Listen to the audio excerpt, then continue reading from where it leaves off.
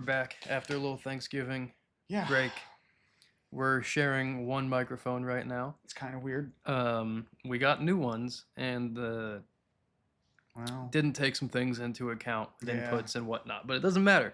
We will by the time we record our next thing. yeah. Because I can get an XLR that All goes we need into is that. a piece. Yeah. But anyway, so we're back. I hope you guys had a good Thanksgiving. Didn't want to kill your families at all. Hope you didn't get kidnapped by the government, like William Cooper says will happen on Thanksgiving. Hey, that was a weird thing to say. Why would you bring that up? I've been reading Talk a lot into of the weird fucking microphone. books. Yeah, we've all been reading Behold a Pale Horse, like we told you to. We're gonna have our next bit in this series of When the World Broke, which is what I've branded it. Yeah, I like that. Thank you. Basically, it's gotten much bigger than we initially planned. It's gone from like let's cover the 40s Los Angeles to like, well, this happened in 1774. And that fucking relates. And that relates. Yeah, so we're going to tell you guys how Stephen Stills, Frank Zappa, Aleister Crowley, Jack Parsons, Madame Blavatsky, Frederick Douglass, L. Ron fucking Hubbard. all those people and more relate to each other. Wild Bill Donovan, Stuart Copeland's dad, Miles Copeland himself. Stuart Copeland himself and his fucking brothers. Which blew me away. I always knew there was something about a band called The Police. I just thought They're laughing in your face. I know now.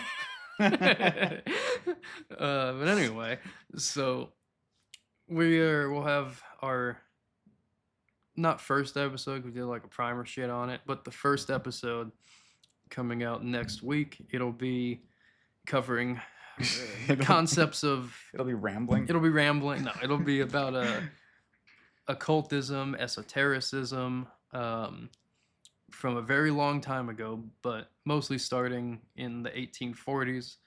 That's where we're really going to begin our little story with references to previous things. Well, let's start with the Bavarian Illuminati. Yeah, well, references to previous things. Going to be a whole bunch of shit. But anyway, what else do we have going on? I got 2 bikes inside the store right now, so that's some. You brought your bikes in from out of the cold. I gotta decide what I want to do about an intake. You want to hear me talk about that for a while? Let them have it. No. Let's do some recommendations real quick. Oh, are you prepared? I mean, I've certainly been taking in a lot of media. Yeah. Similar topics. I'm gonna again recommend Behold a Pale Horse by William Cooper. It is about a shadow government, aliens, the Satanic Church, control, authoritarianism, and many other things. And I think you should also read Robert Anton Wilson's Illuminatus, just the first book, because that helps you take all this with a grain of salt. Not that you need a grain of salt, because Robert Anton Wilson is a fucking plant. Of course. They're all plants, man. Although plant. Bill Cooper does say Bob Lazar is a plant, so that's interesting. Yeah. Well, if you're into this already, you know who Bob Lazar is. If you're not, he's a plant, so don't worry about it. We'll talk about him at some point when we get to the aliens. Yeah, when we get to the aliens. Bob Lazar will come up. But let's see, what am I going to recommend? What movies you watch recently? What movies did I watch recently? That's a really fucking good question. I just watched that weird documentary you sent me. Which one's that? The one about Jack Parsons. Oh, the one about Jack Parsons and the space. I already knew all that stuff. I just didn't know the weird Mars. Yeah. Mars info. That's interesting. The whole space deal of. We'll get into it. It's just about occultism in our space program. It's gonna be weird. And Nazis are involved. Of course they are. They're always involved. Raiders of the Lost Ark is not biography. It's a documentary. It's a documentary. Yeah. They're laughing in your faces. They're laughing in your faces. Liberal. If you get that joke, you'll love the series. You probably need to get offline. Oh God.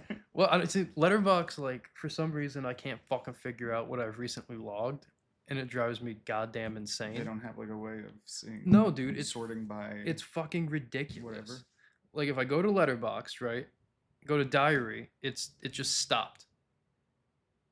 It's just like, hey, January 2025, Oh. you watched Being There. Did It's you like, did you break Letterbox? I think I broke You Letterboxd. broke Letterbox. I have no idea how to see what I've watched. You must be in quite a bind. I'm in quite a bind. Yeah. I recently added a bunch of like silent movies to my watch list, fully knowing I'm never gonna fucking watch them. Why not? Because they're silent movies. I will watch 30s and on, and if Yeah. you're talking, I can watch. The Fritz Lang movie is one of my favorite movies 'cause I'm a fucking asshole. Mhm. I mean, really, like, it's a great movie though. It's the precursor to like every detective movie you've ever seen. Yeah. If you watch M, you go, oh, they just made that over and over. It's like listening to Black Sabbath. Yeah, it's just all of the subsequent It's like, oh, things in that genre. that's where it all came from. I mean, I'd recommend M. Yeah. I would also recommend Shadow of the Vampire, which is based on the Marneau Nosferatu, but it's Willem Dafoe. Oh, It's like, what if that Nosferatu, that actor Max Schill, I think is his name, was really a vampire. Right. It's a cool story. It's a good movie, And a and good movie. Willem Dafoe's a nut in it. He's always great. Another really good Willem Dafoe movie is To Live and Die in L.A. If you haven't seen it, I'd recommend that.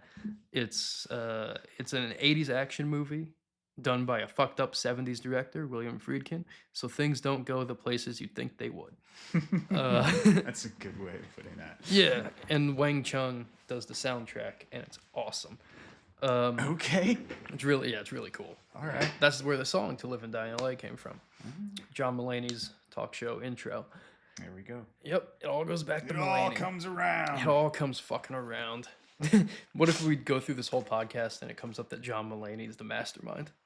I mean, he just screams Illuminati to I me. know. Although he posted something on Instagram on his story from Spotify Rap, that one of his top bands was Captain Beefheart, and that made me really fucking happy. I bet it did. I texted Hannah something like, Mulaney's a confirmed beefhead. So, listen to Captain Beefheart. He's dope. And come talk to us, John. Yeah, John, get on the fucking pod. Yeah. If anyone here knows John Mulaney directly, I don't want to deal with any managers. No, God, no. And if you don't know John Mulaney and nobody gets me in contact with John Mulaney by February when he comes to Cincinnati, That's the time. That's the deadline you have. he'll be in town. You know what to do. He'll be in town. It'd be so fucking easy. It'd be so easy, John. Covington is basically Cincinnati. We'll come to you. No, we will. We'll come to you. Definitely, yeah. We'll come to Mulaney. What you're saying, it's It's the same if place. you're gonna be here, you're practically, I would lose my fucking shit if John Mulaney was on the podcast. I know, it'd be fun to watch you fanboy out. Oh, God, that would be a problem. You're like, why aren't you talking, Sam? You look like you should be talking. You look like you got a thought in your head. Your mouth isn't moving. Yeah, I don't know. It's funny because we talk to like a lot of musicians, obviously. Yeah. And this is another one on this episode, but all of my dream guests are comedians. Like, I want Mulaney and Conan and fucking Fred Armisen and like Sure. all those, like, those are the ones that I'm like, oh my God, if we could get into the comedian world, that'd be something How else. do you break into the comedy? I don't know. They're on podcasts all the time. It's like what they do. Maybe we should just be asking. Might have hit on something. Yeah. Maybe they're not just gonna come to us, but if we Maybe. ask, they might. Maybe that's. I mean, this is a teachable moment for me in a lot of reasons. We're not getting any comedians because we're not asking any comedians.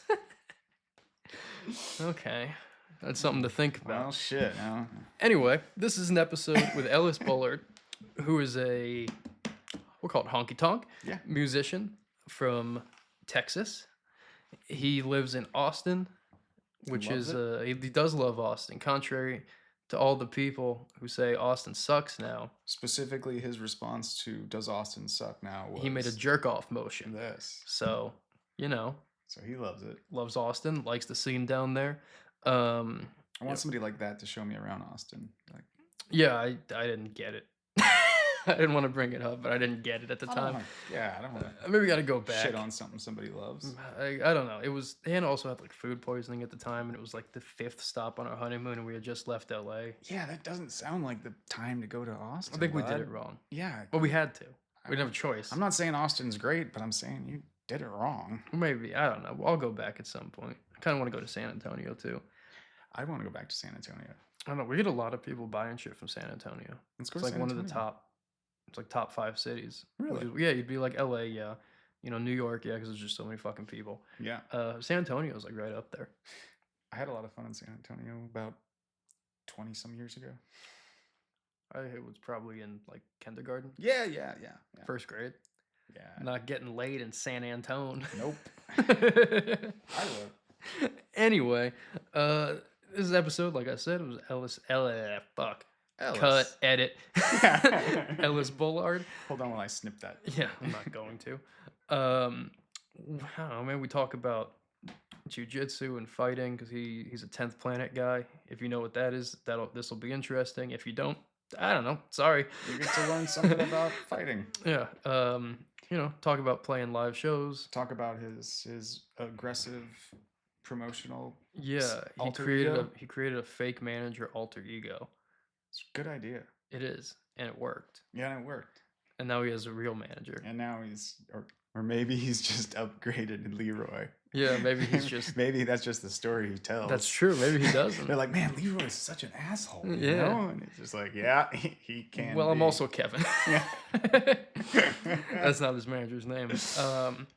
But yeah, man. Other than that, enjoy. No, hang on. We got to do a fucking ad plug for ourselves. Enjoy that. That's what I meant. This episode will come out with time to still buy shit for Christmas. So buy yourself or your friends something from Christmas. Yeah, perfect ear warmers. If you saw that ad, we recreated it. It's boobs on the side of a head for a beanie ad. You can see that or the uncensored version of that on our Patreon. All of the shoots that we do, all the good shit's on Patreon. Yeah. So, you know, head over there. You get all that and, you know, fucking movies and other shit I'm thinking about. Oh, and get the magazine too while you're at it. Yeah, we got another magazine coming out very, very shortly. Our calendars will be going out. There's still some left, but not a ton. So if you want a calendar, get your fucking order in. We're not going to print more of them. And we got some other things that are being worked on that'll be out. We're bringing back some old stuff that's been out of print. And then also coming in with some new stuff. There'll be some posters. There's a shirt I'm really happy with. But keep a lookout for that. None of that will be around for Christmas. But the posters might. But, you know, get a good present for Christmas. Everyone loves it. Yeah. When you get your mom a Trashy Women shirt. Yep. Enjoy the episode. Enjoy. I'm your black cat baby. Your bad luck creeping around the bend. Oh no, man, I'm an open book, brother. You know, I mean, I guess we are like we're about to head into the studio and start working on a new record here in like the beginning of Q1 next year. So I'm stoked on that. There's a bunch of good festival dates that were slotted for this coming year, and just ready to whip ass. And nice. Your last full record was 22, is that right? Yeah, man, I think 22 or 23. I think we started releasing singles off it in 22, and then 23 was like the release. Okay, and so you're down in Austin, Texas, which is a very, I don't know, it seems like it's a pretty good honky-tonk town. I'm not entirely sure. I spent about a day there one time. I was going to go to bars. I mean, it's got a scene, but like, you know, it's a great musical hub, man. It's good for touring and stuff like that. Like as far as Texas goes, it's got its own kind of musical economy. There's people that have their own careers that are based out of Texas and they live really comfortably. So like, if you're like in Central Texas, like in Austin where I am, it's the same distance down to Houston as it is up to Dallas. Or like, you know, if I'm going far East Texas or far West Texas, it's about the same distance. And then as you start getting out nationally, you start talking East Coast, West Coast, you know, it's just about the same. So it's a great, like I said, it's a hub, man. It's a great place that you can do music business in. There's a great supportive music community for live music, so it's good for that. And it's just a great location. The weather sucks about 90% of the year, but it's starting to turn around. Oh, I mean, I've heard like people say the same shit about every town, right? Like people say it about Nashville and like New York and LA and all that. But everyone goes Austin used to be better, and I don't know if that's true. All right, yeah. You made a jack off hand motion. You're not going to hear that, but that was the response. How long have you been down in Austin? I mean, I've been in Austin. I've lived here for a little over 10 years, and like like I said, man, it's kind of got its own thing going on. It's not like to really try and compare like Nashville to Austin. It's kind of different because like where Nashville's more like LA is like there's waiters and actors, you know what I mean? And you go out to Nashville and everybody wants to be, the next big honky tonker or the next big commercial country act, and they're all working the same gigs, over at the local roadhouse or IHOP doing whatever, and then they're, playing Broadway on the weekends. Where, here it's like, yeah, there is a shitload of the music economy is booming here. There's a ton of people. It is saturated, but whenever you're trying to do something original, I think it's a little more supportive.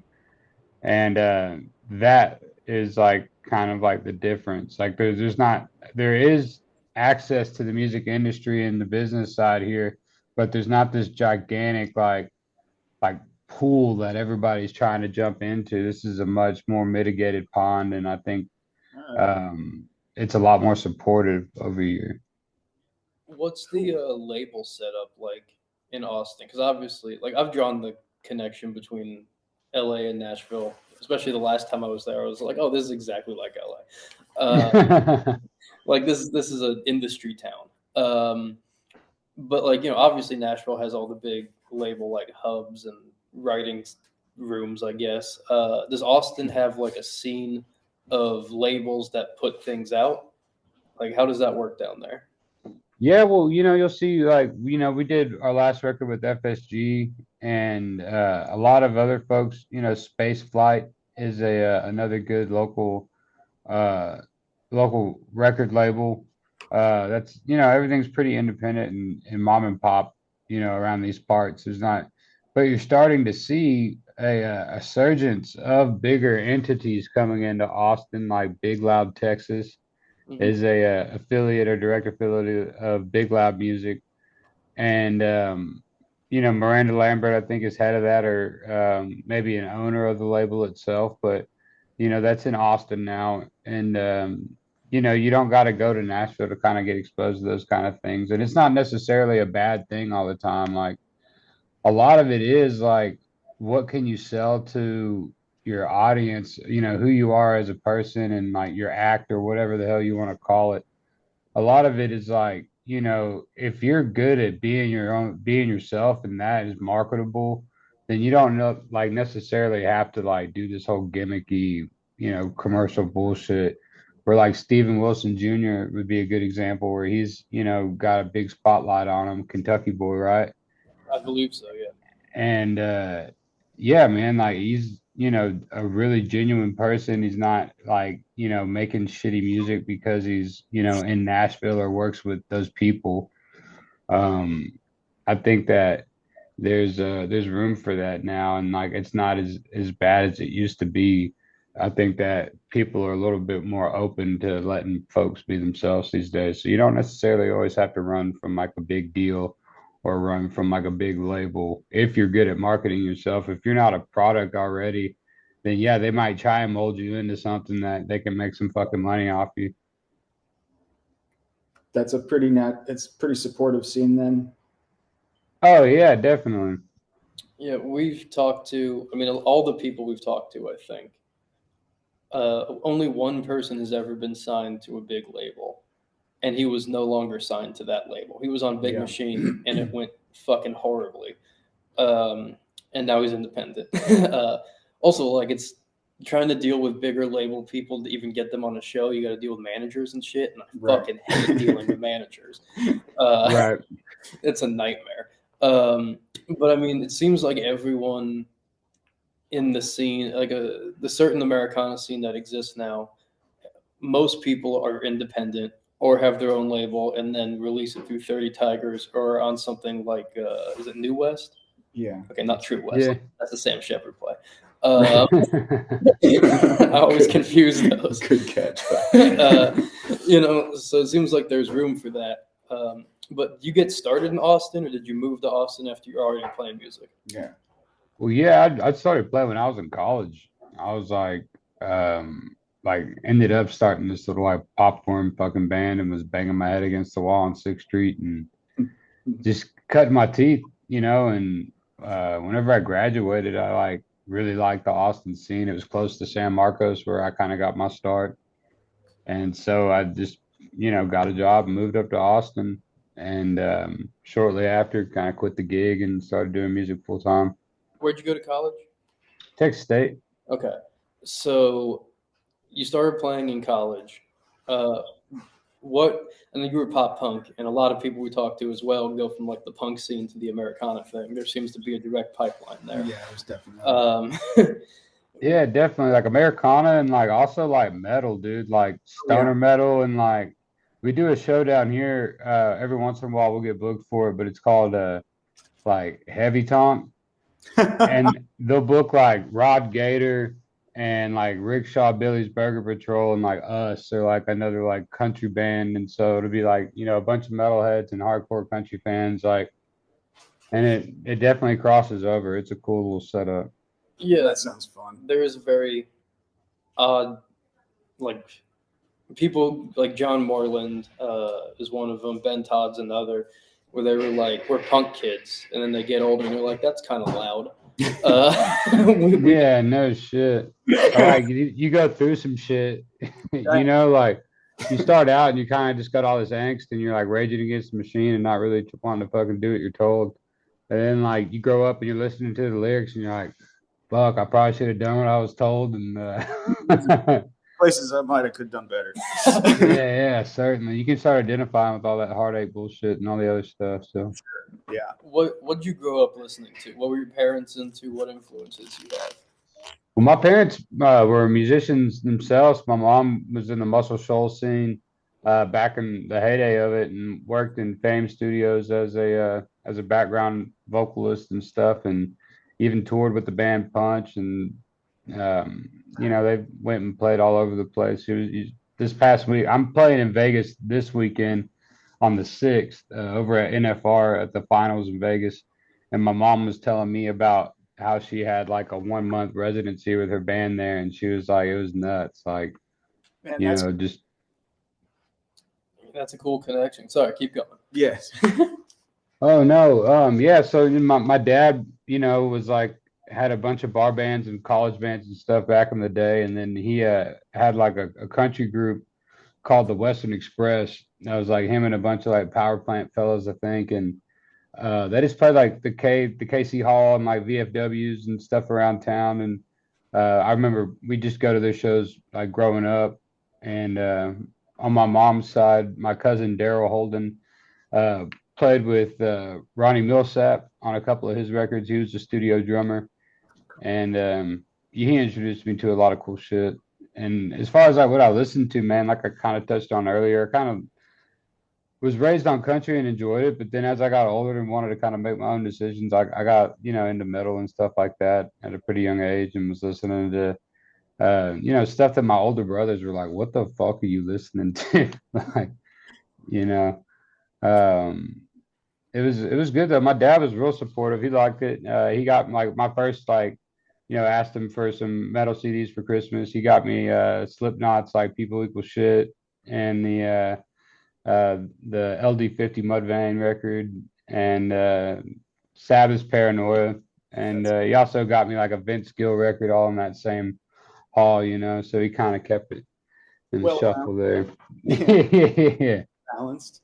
So yeah, the power of Pantera and the respect of Vince Gill. There you go. So I'm kind of curious about your mom real quick. I know she's not on here, but that's interesting.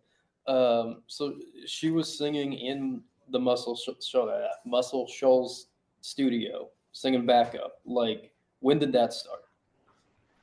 Man, I'd have to go talk to her about that again. It was a long time ago. She's that was probably in like the 80s probably. Okay. And yeah, it's like they'd use her for anybody in there cutting demos or even her group. She used to run around in this band called Punch, and then a lot of those band members were either like real cool or ran around with Dick's Hat Band and that shit back in the day, and also like a good friend of hers that I think played bass in her band was Jerry Lawler, and he ended up being one of Waylon's like 45s somewhere down the line. So was she supportive of you as well when you decided to get into this? Well, all of them kind of fucking were like, hey, I don't know if you recognize it, but we kind of gave it a go and look at what we do. So like this, my dad told me is like, man, it's a hard life and too many called and too few chose. So like if you're really gonna do this shit, you gotta be ready for whatever comes at you. Remember that like, a lot of people are called to do it and too few chose and Yeah. it's just something. Yeah, no shit. Yeah. But he also, he'll buy a ticket and show up and buy beer for the band. He's a real supportive fella. Well, I mean, earlier you said that this like you're doing music full time, right? Yeah. So I mean, that's kind of the goal for a lot of people. Like obviously there's other goals that keep moving. Sure. Yeah. But Right. like I think the main goal for a lot of musicians is being like, this is all I do. And like, do you view it like, oh, hey, I actually did get chose. I can just do this. I don't have to go to work at a power plant. Well, the economy keeps moving the fucking goalposts, dude, on what's comfortable living. Yeah. And so, yeah, man, I think also like, I want to make as many like fun impact records that people enjoy listening to with their friends and family and kids and shit. And whenever they turn it on, they know it's my stuff. And, being able to play all those shows along the way and stuff like that, that's kind of like the grassroots thing. Like I'll go out and I'll go play anywhere where anybody wants to come and hear me play, and I'll get out and get to go meet anybody. And that's kind of how I grow this thing, one show at a time, one dive bar at a time. Yeah. And just keep on hacking away at it until I build something that's real, something I can stand on. Yeah, man. How many shows are you playing a year right now? Yeah, what's a tour look like for you? Oh man, I try not to beat the shit out of my band so much. I think about like 3 to 4 weeks at a time is probably right about that limit where you can come back and come play around Texas or play, kind of local shows and, hit the recharge for a little bit and get back out there and do it again a couple weeks later. I think we probably do that about 3 to 4 times a year and regionally in different spots. So it'd be like the East Coast to the West Coast, Pacific Northwest, and it's all pretty much routed around, festivals. So like if we've got a festival in a particular area, you can kind of expect for us to announce a few weeks of dates, out that way. Yeah. We got with a booking agent within the first, I'd say. I've got a new one now, but I had my first one for 2 years, and that was my first agent that I had. That was like with a pretty decent agency. We were with Atomic Music Group, and Chris Rhodes was our agent. He's badass. I love that dude, still do. Okay. And before then, I was booking all my shit, dude. Like whenever I quit my sales gig, I stole the pitch from the company and said like, I'm gonna fucking take all of this bullshit I was calling these other small businesses about, and I'm gonna call venues, and I'm gonna use all these sales tactics to book myself shows. And it got to a point to where like I kind of hit like a ceiling where I was trying to like open for a lot of people or go play really good venues and stuff, and you kind of need representation, and I still wasn't there yet, so I made one up, and I had a booking agent, Alias, Lyle Goodwin. I was banging out emails, being as aggressive as I had to be. And, I was reluctant to jump on the horn, but if I did, I would try and make sure that, they wouldn't be able to recognize my voice whenever I showed up to the venue. to the venue. Man, that is cool. That is great. And yeah, man, I'll send y'all it'll be good for a real clip or something. I'll send you some emails from Lyle. Yeah. And Yeah, man, it was funny, dude, because like some people, you got to shake them a little bit to get them to respond to anything. And we go play a show and it'd go well. And they'd be like, yeah, man, y'all's agent Lyle, man, he's kind of a real dick at one point. And I was like, Yep. oh, Lyle, man, he's an animal, but we love him, He's gotta be. Did Yeah. people find out that was you? Man, I've gone on and told some people after a while, Sure. especially after we signed and like we've gone on and played those places and had some good experiences. I was like, you remember Lyle? I was like, yeah. I was like, You're looking at it. I'm Lyle. That's great. I mean, I feel like Maybe I should try that. for what? I feel like sometimes, a lot of people getting started in things have to pull tricks. Like I read You a gotta be willing to do whatever it takes. You know what I mean? And at that point, I was doing like 30 or 40 calls a day just to get, told to fuck off all the time and maybe get like 2 or 3 emails. By the end of the week, I'd sent like 25 emails and maybe 3 or 4 got back to me and maybe I booked 2 shows that week. But you keep banging it out, you get better at it. And as you start kind of growing, you have more to show, more followers and stuff like that. It makes it easier to book shows. And you just kind of keep the ball rolling, until you build your business up to where an entity like Atomic Music Group or like the Kirby Group we're with now sees value in partnering with somebody like you and how they could take what you're doing right now and just kind of blow it up. Yeah. I mean, a lot of music now comes down to how many followers does this person have. Yeah, which is fucking horseshit. It doesn't Yeah. translate to people that are actually going to show up to the shows, Well, in a way it does, like if it's like, because it's kind of like, in a sense, the same sauce that a lot of comedians use. It's like, they put up all these clips and sometimes the clips work, sometimes they don't. But what if they have a podcast that's fucking got crazy following? You know what I mean? They have a ton of subscribers that listen to them every day. And the idea of all this social media shit is like, the internet's like a highway. And each social media outlet could be like a billboard. If you have people traveling down the highway every day, you have an opportunity to be seen every fucking time.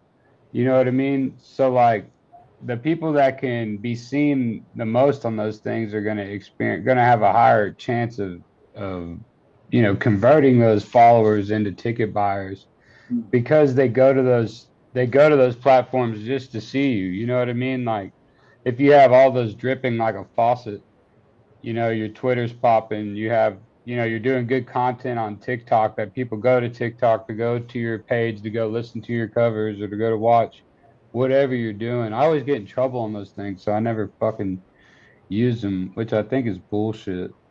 Yeah, I was going to ask how you do that. Well, like I don't know, like one time I was promoting a run and I was like smoking a blunt and just doing curls. And I was just announcing the dates and I got like a tag, a flag or whatever and demonetized for it. And it was like, dude, there's literally people selling pussy on your platform.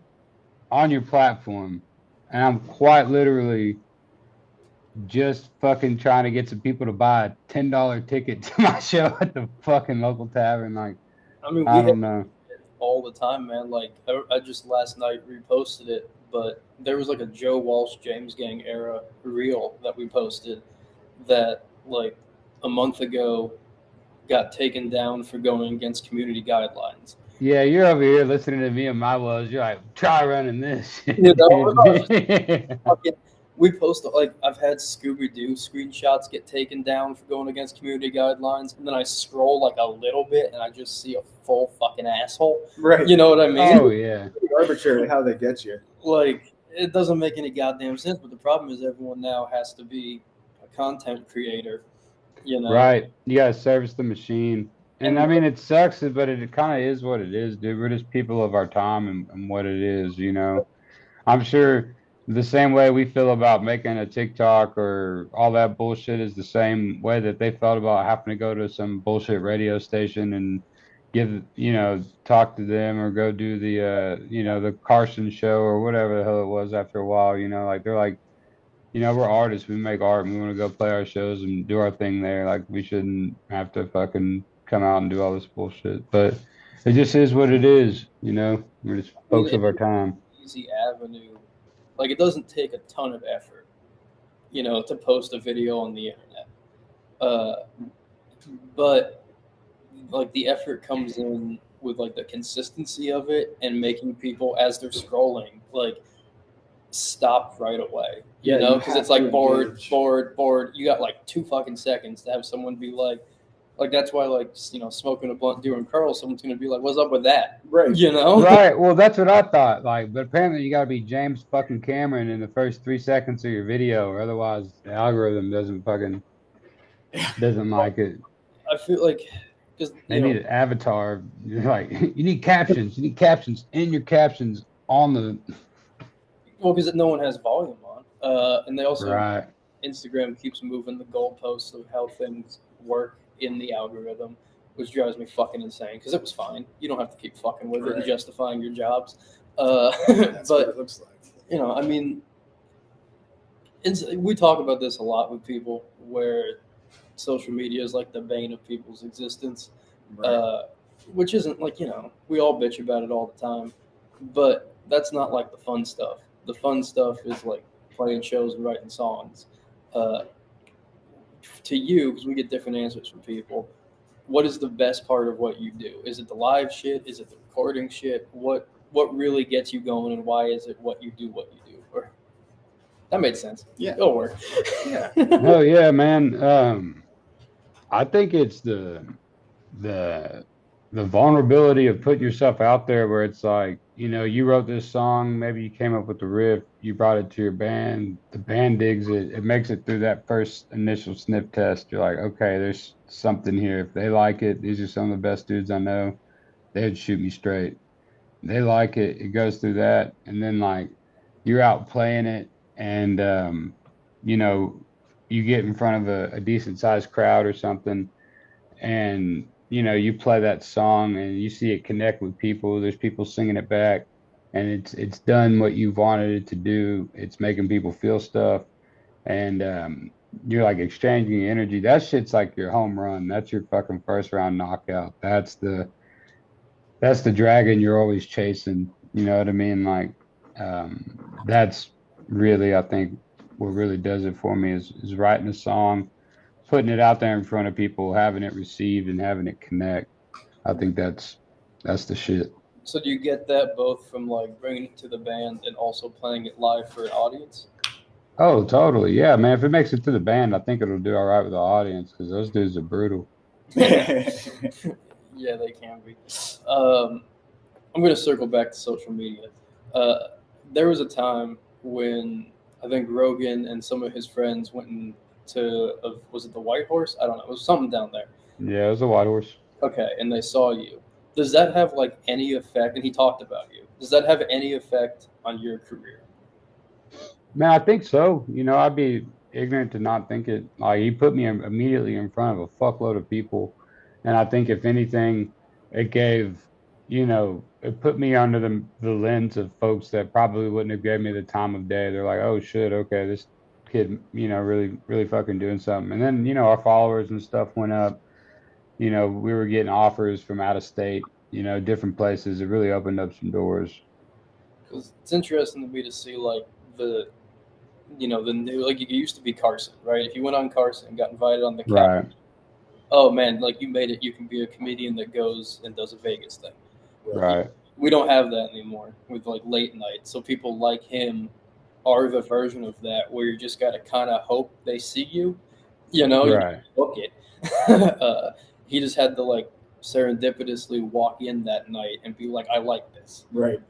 Yeah. Oh. Well, it's like, I still haven't done his show yet, but like he's mentioned me like 5 times on his different podcasts, and just those mentions alone, just those cosigns are good, I think, I don't know, but like his his sponsors and shit like that, the people who pay for his ad reads, those are expensive ad reads, and I haven't had to pay for one yet. So that's like, got to be $250,000 worth of ads I got for free. Joe's just a cool dude, man. He's been a nice dude ever since I've met him, and his whole team's cool, man. Phil and Jake and Sean, great guys. Are they like around Austin visually? Like, are they out in the world there? Man, I ran into Joe over at HEB. I've, I train with his security guards over at 10th Planet Yeah. pretty regularly. Those are kind of my training partners. And yeah, it's, they're out there like Joe, just like anybody else. He just kind of has his things that he likes to do. Like, unless you're at fucking archery country, you're probably not going to run into him, Yeah. Let's I Don't want want to blow up his shit, but shout out to archery country. I want to talk to you about jujitsu as well. Yeah, 'Cause bull. that is a thing. I took a break for a variety of reasons. Sometimes your gym gets weird, but that's like a thing that I've done. Mine a cult. Just sometimes the mind changes slightly, and you don't like it. But anyway, that is a thing that I started doing in 2019 when I lived in San Francisco, and I was doing like very like only gi Brazilian. And then I moved to Ohio, and it's much more of like an MMA based no gi. There's still gi, but I don't fucking like it. Let's talk to me about your like why you do jujitsu, your experiences with it, what it is to you. Oh man, well I grew up, watching Pride and felony fights and all that other bullshit. But I really liked it, like I watched the Ultimate Fighter back in the day, like the older ones that were badass, like the Stephen Bonner and Yeah. was it Forrest Griffin? Yeah, that one. And I mean, pretty much all those through high school I kept up with, and Elite XC, and they had Island Fights and Dream, all kinds of shit. But there's just no outlet for that down in South Texas. They didn't have any gyms. They didn't have any kind of wrestling or anything like that. They just had your kind of generic sports or whatever. So it was always just something I watched on TV. Fast forward, I get into, I meet Rogan. That same night, George St. Pierre was there, Gordon Ryan, Andy Craig, UFC alum. He's actually the head coach and owns his own gym now down here, the Lost Boys Fight Club. But yeah, so Andrew, I was talking with him, just kind of talking MMA, sports bullshit. And he invited me out to one of his classes or whatever, and I didn't know he invited me out to the fucking pro class. So I show up, and they're all beating the fucking piss out of each other. And I'm like, dude, I'm not one of these guys, dude. And so I go through the class or whatever, and I do like probably about 3 months of like kickboxing and boxing and stuff. And I didn't really do too much grappling, but the jiu-jitsu was always going on next door. And I'd be riding down the street and my hands would be aching. And I was like, man, I don't know what the fuck this is about. Like, I'm like, I don't really fucking rip on the bag too hard. And like, I think it's just like me like holding pads for these heavyweights and like all this other shit. So my hands were aching. So I was like, I think I'm just going to grapple. I really like the gym. I like the people here. I'm just going to, go over to the jiu-jitsu side. And I went over there and just stuck around and really enjoyed it. I've been doing it for about 3.5 years now. Yeah, it's my wrists, both of them, like lock up constantly and fucking. It's awesome, and then sometimes it also happens like while I'm riding like one of my bikes. I'm just like, fuck, not right now, But that shit is just from like punching, right? Right. But, like kickboxing, Muay Thai, whatever. I like grappling, but I really do like kicking people. Like my favorite thing in the world is kicking people in the legs, because then oh, dude, that sucks. Getting kicked in the leg. It's my favorite. Like, just they can't figure out how to stop like a low kick and a teep, and they're just like getting pissed off, and it makes me really happy. Yeah. But I mean, are you at a 10th Planet gym? Yeah. Okay. We've done like some 10th Planet stuff, but it's very much not a 10th Planet gym. That shit is fucking nuts, dude. Like, oh yeah, man, like Rubber Guard and just that whole. I mean, dude, there's a lot of really great positions in that system that are awesome for MMA as well, which is why I think you saw like combat jiu-jitsu kind of turn into a thing, and a lot of those guys that do really well in that. Also transitioned into MMA really well. And yeah, a lot of those positions, came out of the 10 planet system. Dude, we were doing like 2 weeks on rubber guard. So everyone fucking their own knees up. You do fucking I can't even do it on the left leg because it's so tight. Yeah. But like, it was because I'm a big fan of I like side control and north south, and that's where I'm gonna sit. And I do not like being on bottom. I got short legs, short arms, and I'm not Mhm. good at that shit. So then just sitting there in rubber guard with my fucking foot by my face and shit. I'm going, Mhm. fuck, do these guys do this? It's like a whole world of jujitsu that I do not fully understand. Right. Just any of the 10th planet shit. And it fascinates me when someone can come up with a new version of a thing that's been around for a while, Right. Well, it's like that new shit kind of has to come along and move it forward a little bit. Like, Eddie had to get really fucking creative to beat Hoist, you know what I mean? Like, Couldn't beat him at his own shit. yeah, dude, exactly. And like, I mean, that whole, uh, that whole fucking match was, the evolution of the sport. Like, where it is now is even crazier than what it was back then. Like, the buggy chokes came out. There's, Fuck. the leg lock game is like even more fucking dangerous than it's ever been, Yeah, and found a lot of people don't know how to deal with just like a knee bar. Like that was one of my big things, is just constantly knowing where to get to that. Because oh yeah, someone's legs, a lot of times they're like, fuck it, nope. Like I'm not I'm not even gonna entertain this position. right. Well, a lot of it is like, yeah, like you said, like people kind of panic tapping and not really wanting to like work their way out of the position or try and fully understand it. Um, that's just kind of where the game is. It's like either get your leg broken or get out of it, or you know, hit the old Brazilian tap real quick.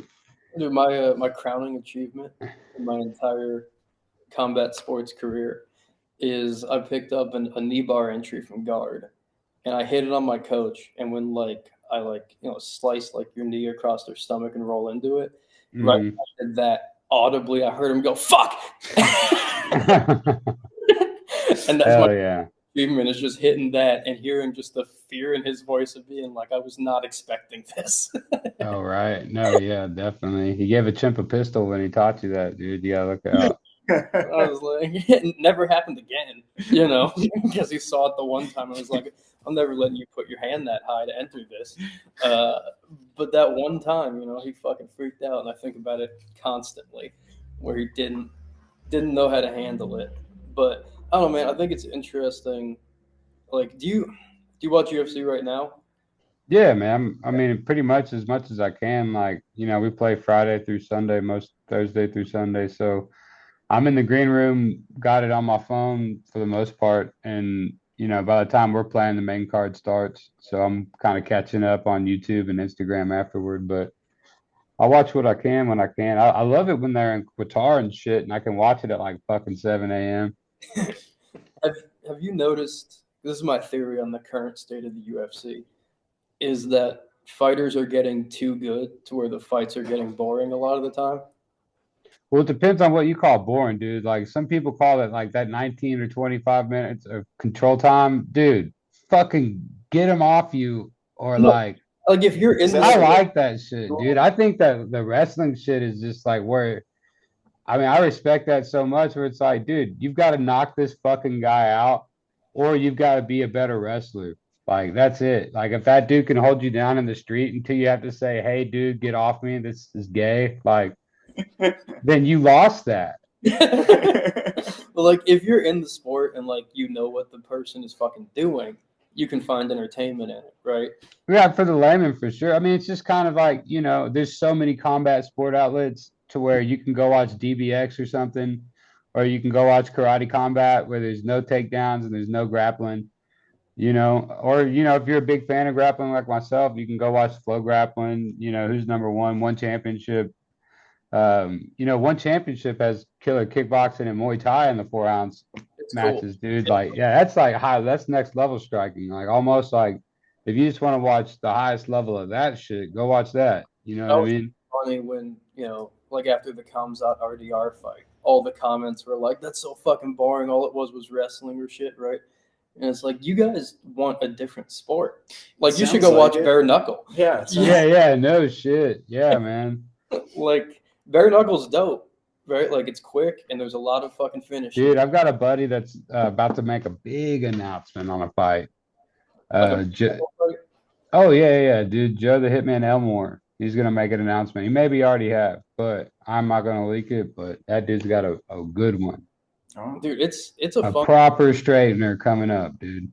Yeah, it took me like a year to figure it out. You know what I mean? Because like you're watching it, and you're like, I don't know about all this, and then it like kind of sinks in. Where you're like, it's kind of cool, man. Like it. This is really badass. Yeah, and It's a lot like Magic the Gathering. sure, it's exactly like Magic the Gathering. And like at the end of the day, like they physically are getting pretty like aesthetically fucked up, but it's way better for head trauma than actual boxing is. Oh, dude, yeah, man. There's been crazy. I mean, there's been, I think, probably 3 or 4 really publicized, like notable fighters that passed away really young this past year, just in boxing. You know, and like, there's probably more that we don't know about as far as amateurs and stuff go. Like, you know, they say that when you're bare knuckle or when you're fighting, with the smaller gloves, your brain naturally doesn't really allow you to throw as carelessly as you would with the big gloves because you just assume that your hand's gonna be straight or whatever. So like you're actually throwing way harder with those bigger gloves and it's making contact a lot easier than maybe, the 4-ounce smaller glove, maybe getting through and stuff like that. That makes sense. There was But those people are breaking their fucking hands every fight too, so who knows? But they're not having CTE in the same way. We'll find out, dude. I'm a big fan of Mike Perry. I love that dude. He's a nut. We'll find out. Yeah. There's a old story of Big John McCarthy trying to get MMA legalized. And he was in court, right? And the judge for allowing it to be sanctioned in California was basically like arguing that it was more dangerous and people were going to die, right? So he gave the judge a boxing glove and was like, hit the table. And the judge like, hit the table. Then he took the glove back and he was like, hit it the same way. And the judge was like, no. He was like, fucking exactly. Like you can't, you can't hit as hard as you can with the 12-ounce gloves as many times before you break your fucking hand. It's not just head hunting for 12 rounds or some shit. Right. I don't know. It's the combat sports is fun. I always like talking about it with people that are into it. And then half the fucking listeners have zoned out. The other half are paying a ton of attention right now. Yeah. Did y'all catch any of that RAF card, the Real American Freestyle? No, what's up with that? So like Chael Sonnen and I don't know who else is behind it, but it's like a really big freestyle wrestling production, and they've got the big names from like the Olympic team.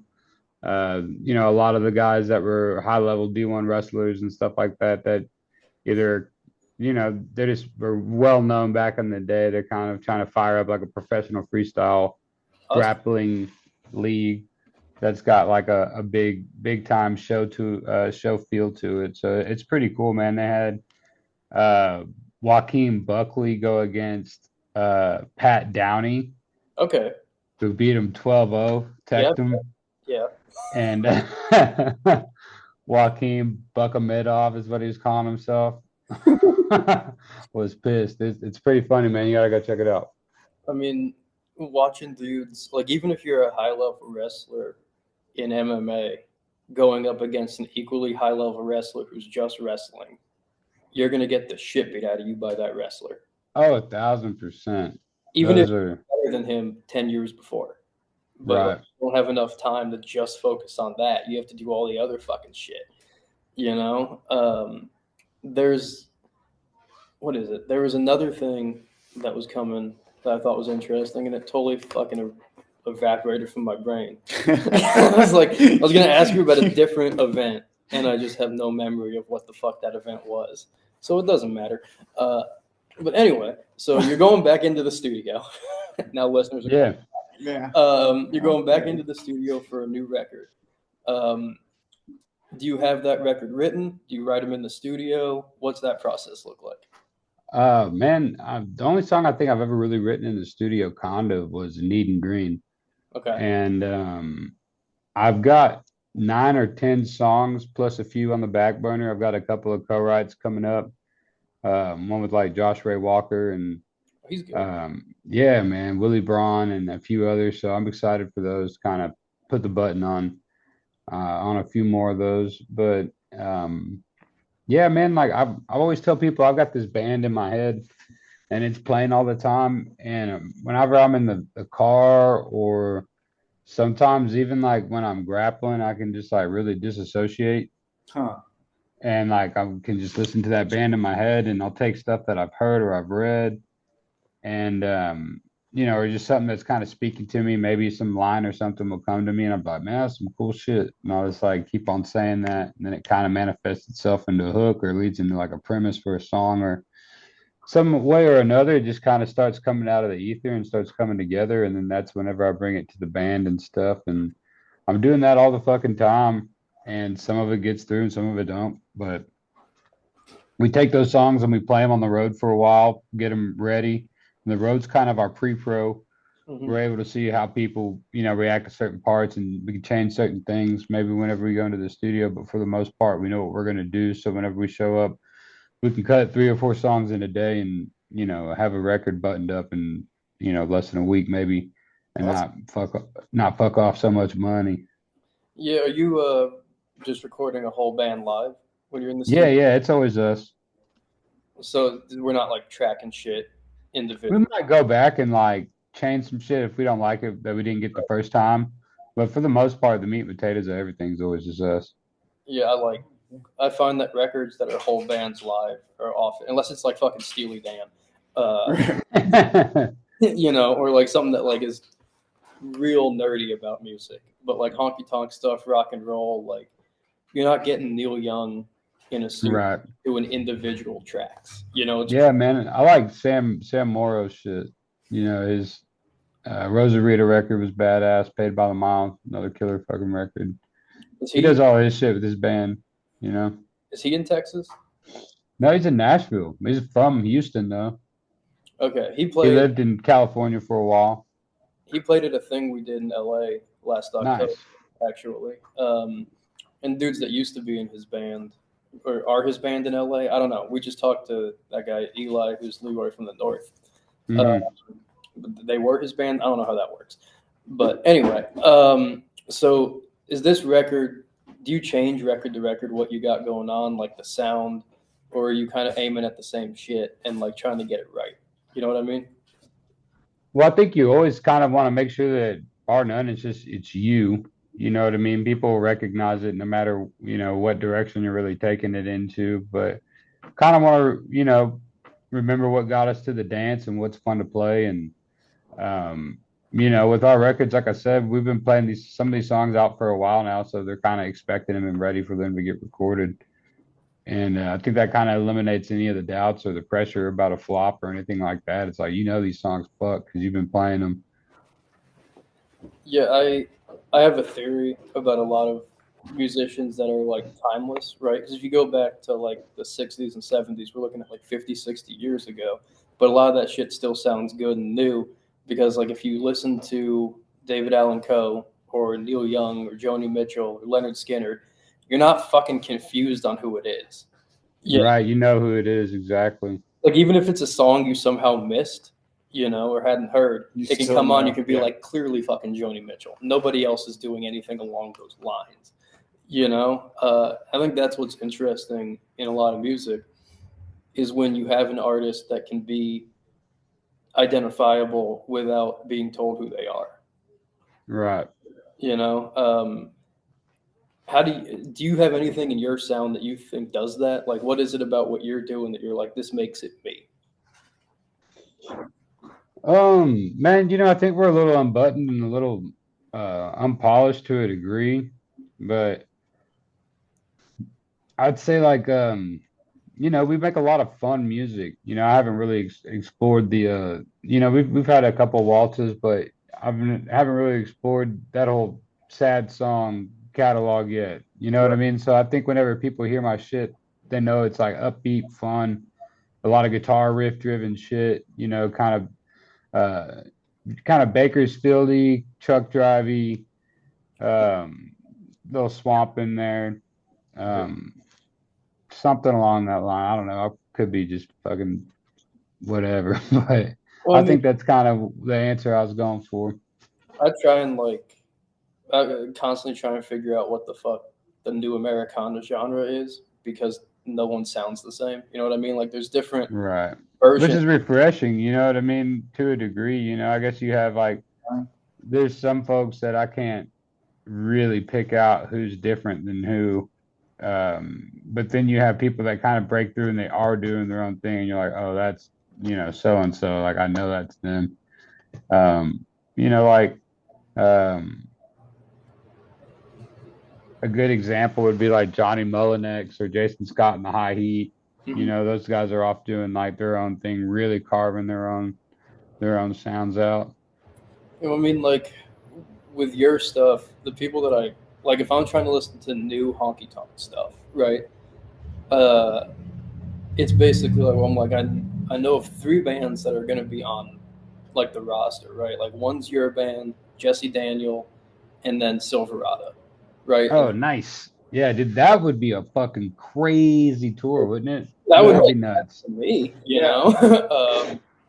But like each of those bands to me is like this is like a honky tonk thing, you know. Like Right. it's an old school style like bar band that it's that version of Americana. That's the interesting thing to me about a lot of Americana now, right? Is like you and like Stephen Wilson, for example, are both in the same genre, but it is not Mm. the same fucking genre. Sure. Oh no, not at all. That dude's in a motherfucking league of his own, dude. Well, it's just a different. He's doing an entirely different thing, and like Right. people would say that you and like Sierra Farrell are in the same genre too, but it's different fucking shit, you know. Right. Um, but to me, the best explanation I've gotten of what that genre is it's people playing American style music, like in a genuine way. That is what we mean when we say like all the new Americana stuff. If you fit Right. the box, you're playing some version of American music, and you're doing it in a genuine way. Does that make sense? No, yeah, 1,000%.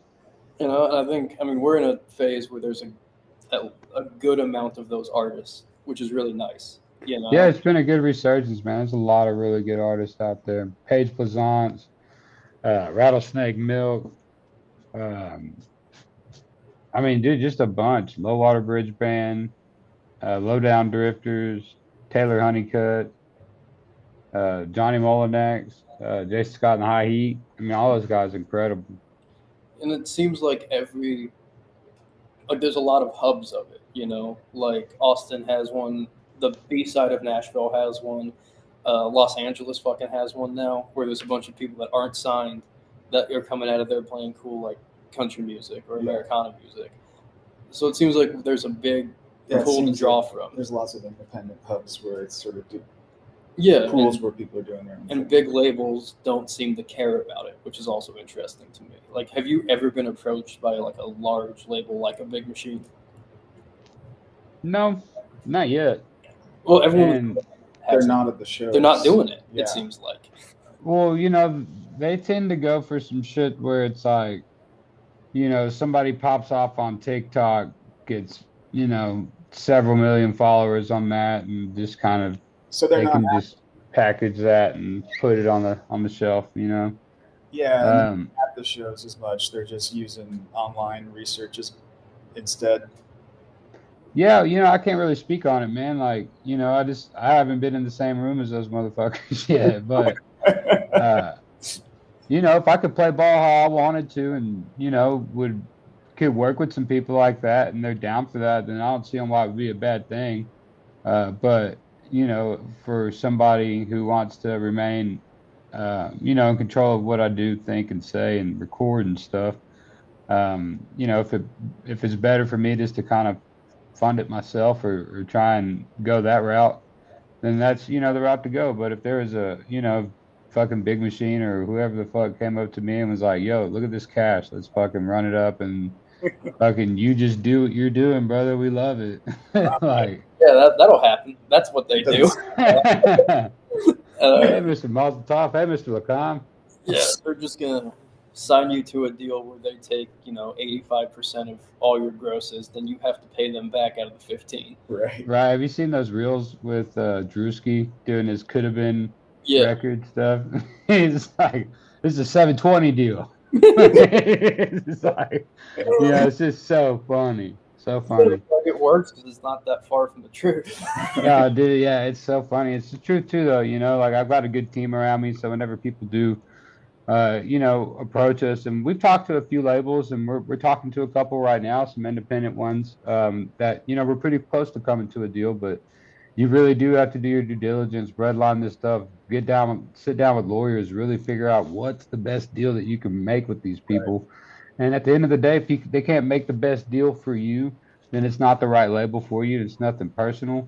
It's just something, it's just not the deal for you. So you just got to keep on moving on.